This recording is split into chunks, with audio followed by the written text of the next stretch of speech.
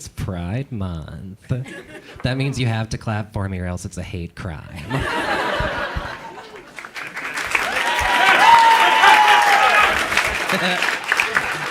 See, I can make them clap extra too, Matt.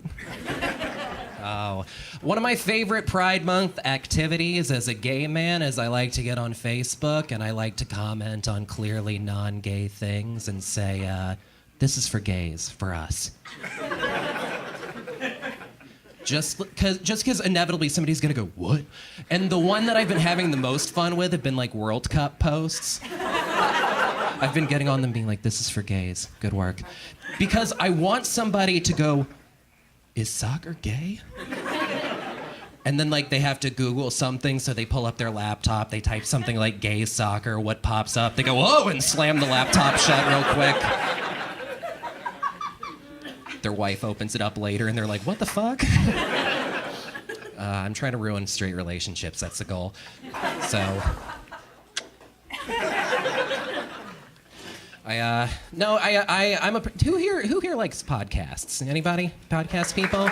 Yeah, okay, good amount. For the people who aren't into podcasts, I get it. It's just radio that's hard to get to. I understand that. But I listen to a lot of podcasts. Like I was at work the other day and I worked in one of those offices that like they play music like over the floor all day long because they're like, we're cool. And so they were playing music, but it's always kind of loud, so like I had to like turn up the volume of my headphones really, really loud, so it was like kind of really loud in my ears, and I was listening to this podcast. They were talking about the song Old MacDonald Had a Farm. And because podcasts like to really go too far with context, they played a clip of Old MacDonald Has a Farm, because apparently we found more feral children who haven't heard it yet. But then while they're playing Old MacDonald Has a Farm, since it's internet radio in the office, it cuts out, and all you can hear is the blare of Old MacDonald Had a Farm from my headphones. It looked like I was listening to Old MacDonald Had a Farm as music. At work, in an office, as an adult.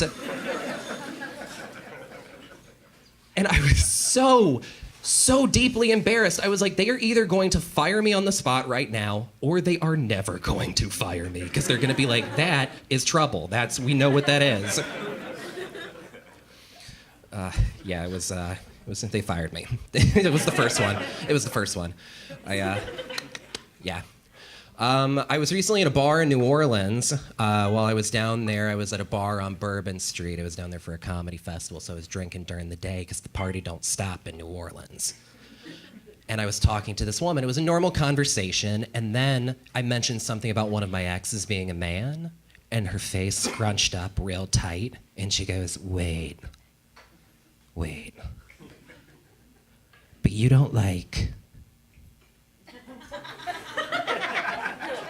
act gay. And see, there was no laugh there because you guys are like, duh, because you've seen a gay person before. In Louisiana, there's a good chance she's never seen one because the gays from Louisiana, we all leave.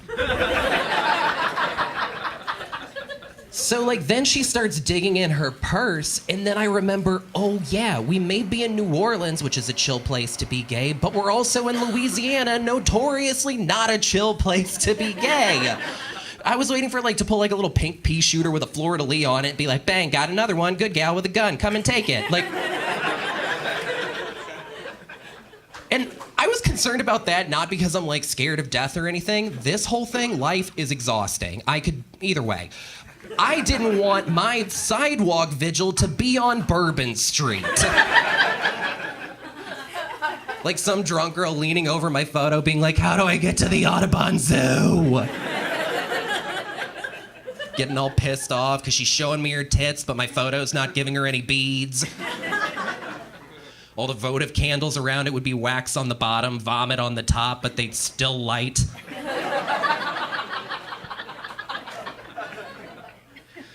But it turns out it was chill, because then like afterwards, like she just pulls out some chapstick and like gives me this like devilish smile and she goes, this is fucking perfect. I was like, now I'm nervous in a much different way. What does that mean, ma'am? And she said that thing that every gay man loves to hear, I've always wanted a gay best friend. ma'am, I don't think we're gonna be friends. I hate to bring it to you. But like before I could like cut her off, she goes straight into the pitch. She goes, first of all, sorry about all the homophobia. Yeah, she was your representative that day. But I had a question. Now, I already got the poppers from a sex party with my girlfriends. Do I have to snort them to have anal? Because me and my husband want to try. Or we just go real slow while I deeply breathe? And I was waiting for her to add like while I pray to the end of it. And I was just like, wow, there's a lot to unpack there. Wow. But I was like, ma'am, here's the thing. Like, whenever somebody is like wanting a gay best friend, it's usually not because they want a best friend who happens to be gay. They want like that stereotype, idealized version of like what gay is. And I am not really that.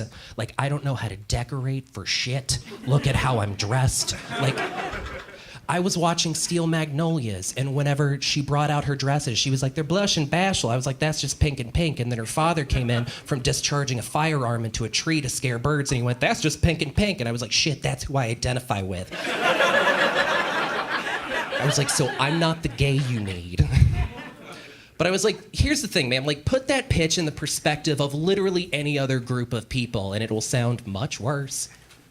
Oh, you're Native American? This is fucking perfect. First of all, sorry about that pipeline. But I had a question. I already have the headdress from Coachella this year. To have the Vision Quest, do I have to do peyote, or can I just like spin around a baseball bat like a party and wander naked into the woods? Yeah, it sounds a little different, doesn't it? I was just like, this is why we're not gonna be friends. But like the gay best friend idea has expanded into like such a weird thing that now there are actually women that are downloading our dating apps, making profiles, seeking a gay best friend. That's weird, right? I feel like that would be like a lesbian going on straight Tinder being like, I'm just here for a donor. It'd be weird, right? You'd be like, there's a place for that. Well, much like the sperm bank, the place you find a gay best friend is in high school. And if you don't befriend us then when we're at our worst, we have to come to you. That's the rules. I didn't make it up. Thank you. But I was just like, that's so weird that they're making profiles on our apps. I was like Grindr is some weird gay orphanage. Like wandering in being like, listen, my name's Samantha, this is my husband Brock, he will not be involved. Benji, how would you like to go home with us? And we're like, and she's like, how would you like to go to brunch? And we're like, yes, and then she just sweeps us away to our new life. Guys, I've been Kai Krebs, thank you so much for having me. Let's bring the host Matt Braden back up here.